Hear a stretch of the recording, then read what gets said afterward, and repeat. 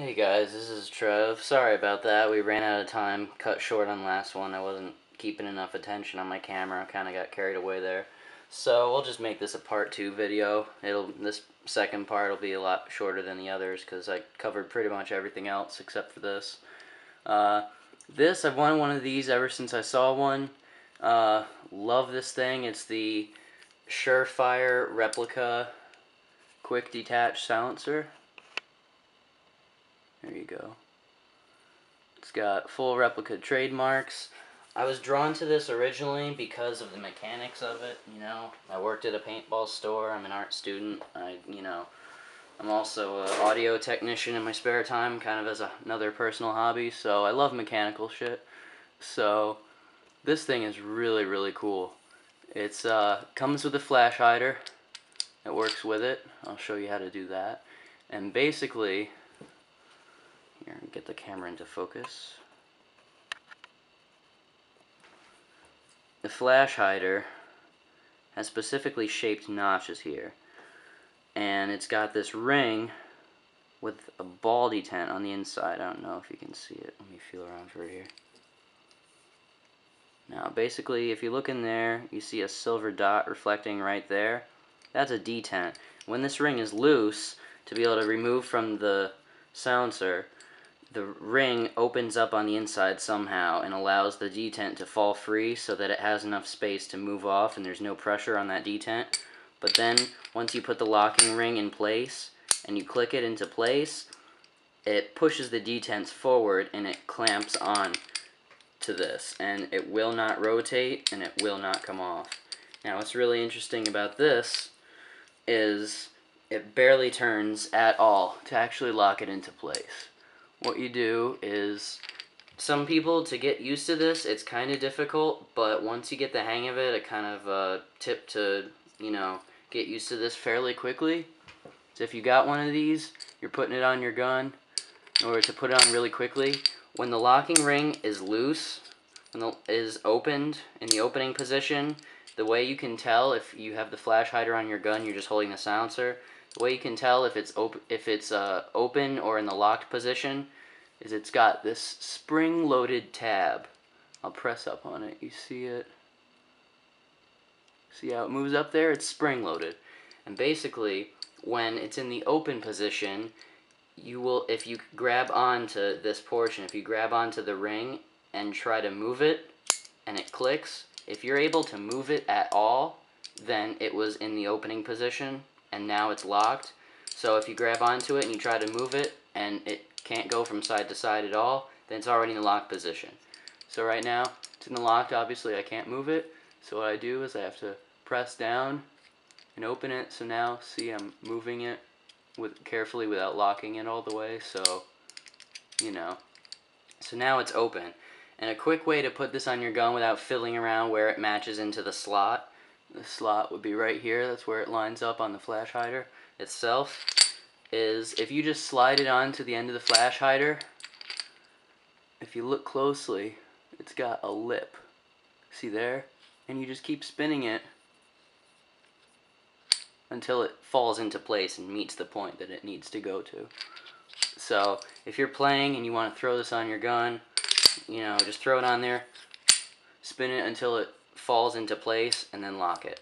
So, once you get the hang of it, it's fairly quick, That happened fairly quickly because I put it down close to where it was. But, So, it's a cool little, it's a neat little device. I love this thing. The mechanics of it are really, really interesting.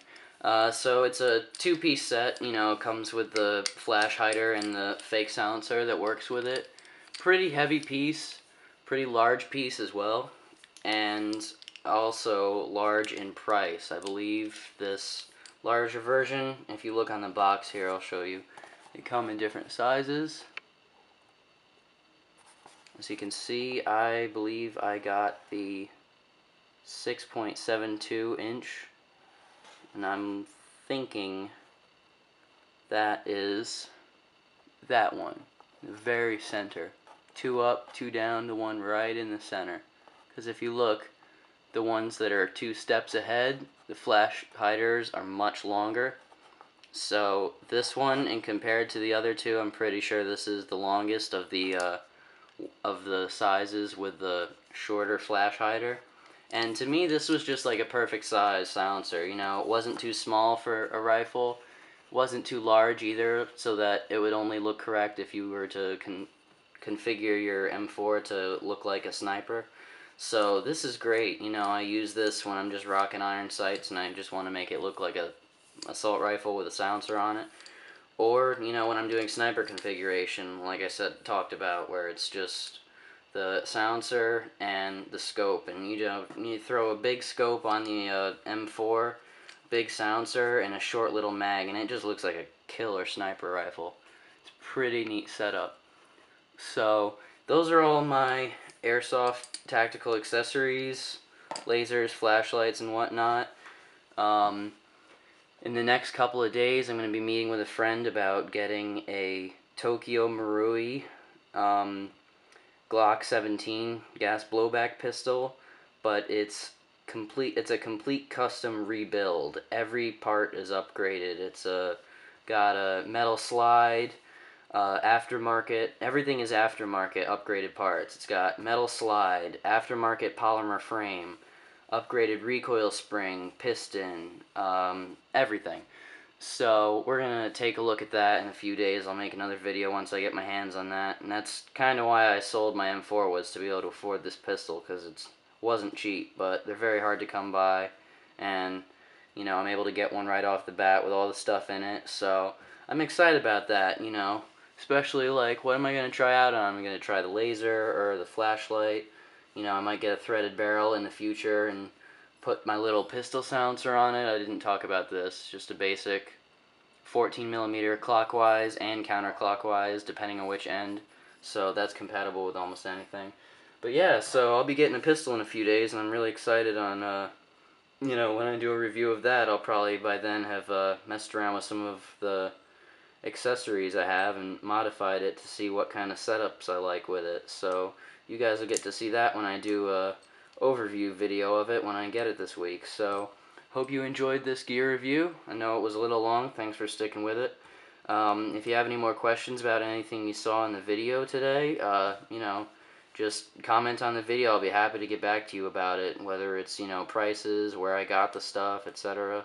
You know, I really take really good care of my stuff. I've always been, like, kind of OCD about that. You know, being an art student, I like stuff to be perfectly clean and really well taken care of. And I like stuff that works well, you know. I don't buy crap. So, you know, the stuff I've managed to use, I've gone through, you know, I know what works and what doesn't, and I'm really happy with the some of the accessories I have right now. So if you think that you might be interested in any of them, you know, send me a comment. I'll be happy to tell you more about, you know, why I think you should get it, because all this stuff is very, very effective depending on how you use it. So, hope you enjoyed the video. I'll get back to doing stuff and let you go free. So, hope you enjoy it, alright? Stay tuned for the next video. Thanks.